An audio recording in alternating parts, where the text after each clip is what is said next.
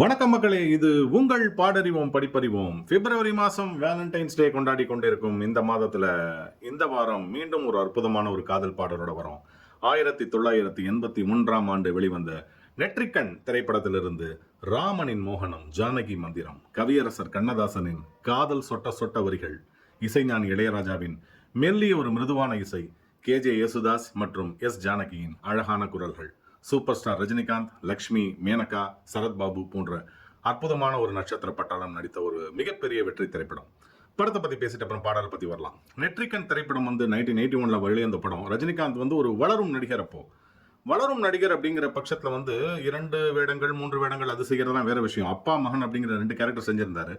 அதுல அப்பாவோட கேரக்டர்னு பாத்தீங்கன்னா ஒரு பெண் பித்தர், ஒரு உமனைசர் மாதிரி ஒரு கேரக்டர். அது ஒரு என்னதான் ஒரு நடிகர் நடிக்கலாம் அந்த ஒரு வாய்ப்பு அப்படின்னு இருந்தாலும், ஒரு வளர்ந்து வரும் நிலையில் இந்த மாதிரி ஒரு கேரக்டர் சூஸ் பண்றதுக்கு எல்லாரும் கொஞ்சம் பயப்படுவாங்க. அந்த இது இமேஜ் போயிடுமோ அப்படின்னு சொல்லிட்டு கத்தி மேல நடக்கிற அந்த ஒரு கேரக்டர் தான். ஆனால் ரஜினிகாந்த் ரொம்ப சிறப்பாக அந்த சக்கரவர்த்தி அப்படிங்கிற கேரக்டர் ரொம்ப அற்புதமாக செய்திருந்தார். எல்லாருக்குமே ரொம்ப பிடிச்சிருந்தது அந்த கேரக்டர். ரஜினியோட அந்த ஒரு பாடி லாங்குவேஜா இருக்கட்டும், டைலாக் டெலிவரியா இருக்கட்டும், அந்த அசடு ஒடியறதா இருக்கட்டும், அந்த வில்லத்தனமா இருக்கட்டும், எல்லாமே ரஜினி ரொம்ப கலந்து கட்டி அடிச்சிருந்தார் அப்படின்னு சொல்லலாம். SP முத்துராமன் ரஜினியோட ஒரு ஆஸ்தான ஒரு டைரக்டர். ரொம்ப அழகா ரஜினி வேற ஒரு பரிமாணத்துல காமிச்சாரு அப்படின்னே சொல்லணும்.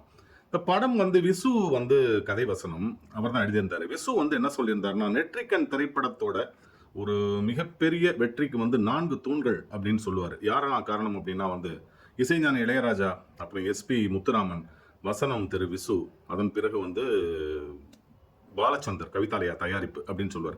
இந்த 4 பேரும் சேர்ந்து ரஜினி என்ற அந்த ஒரு அழகான நடிகரை ஒரு சிம்மாசனத்தில் உட்காத்தி வச்சு ஒரு மிகப்பெரிய வெற்றி திரைப்படத்தை கொடுத்தாங்க அப்படின்னே சொல்லணும். பாடல்கள் அப்படின்னா ராஜாராணி ஜாக்கி அப்படிங்கிற பாட்டு இருக்கும், தீராத விளையாட்டு பிள்ளைங்கிற பாட்டு இருக்கும். அதெல்லாம் அந்த சக்கரவர்த்தி ரஜினி அவர் அந்த பெண்களோட சேர்ந்து கும்மாளம் அடிக்கிறதுக்காக போட்டது. இந்த பையனுக்கு ரஜினிக்கு மேனகா லவர், அவருக்கு ஒரு அழகான ஒரு டூயட் கொடுத்திருந்தாரு. ரொம்ப மிருதுவான ஒரு பாடல் அப்படின்னே சொல்லணும். ராமனின் மோகனம், ஜானகி மந்திரம். யேசுதாசும் ஜானகியும் போட்டி போட்டு கொண்டு அந்த பாடலை பாடியிருப்பார்கள். பாட்டோட ஒரு மிகப்பெரிய ஒரு ஹைலைட் என்னன்னா, அந்த பேஸ் கிட்டார் அப்புறம் அந்த ஃப்ளூட், அது ரெண்டும் அப்படியே சரிசமமா விளையாடி இருக்கும். அந்த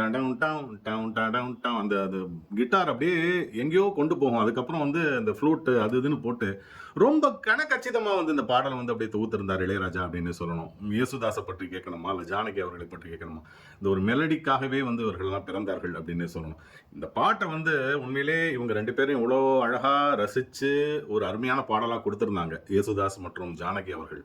நான் ரஜினிகாந்த் அந்த சக்கரவர்த்தி கேரக்டர் இந்த பாட்டோட லைனை ஒரே ஒரு லைன் மட்டும் ஒரு சீன்ல பாடுவார். மேனகாவை கடத்தி வச்சிருவாரு. அந்த பையன் ரஜினியோட லவ்வரை கடத்தி வச்சுட்டு ஒரு சீன்ல அப்படியே ஜாலியா அப்படியே நடந்துக்கிட்டு ராமனின் மோகனம் அப்படின்னு பாட்டு போவார்.